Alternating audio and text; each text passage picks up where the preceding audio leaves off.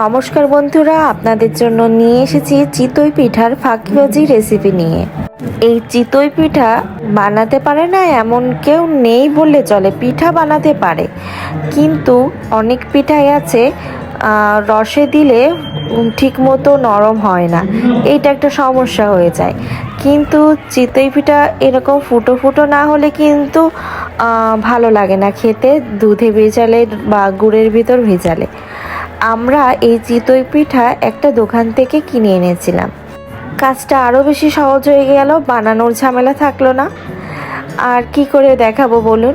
আর যদি নেক্সট বানাই কখনো চিতই পিঠা, তাহলে রেসিপি তো আপনাদের সাথে শেয়ার করব। বাড়িতেই আমি গুড়টা জাল দিয়ে রেখেছিলাম, তারপর ওই চিতই পিঠাগুলো কিনে এনে সেখানে ভিজিয়ে রেখেছিলাম পুরো সারা রাত। তারপর দুধটা ঘন করে জ্বালিয়ে রেখেছিলাম, সেটাই মিশিয়ে নিলাম।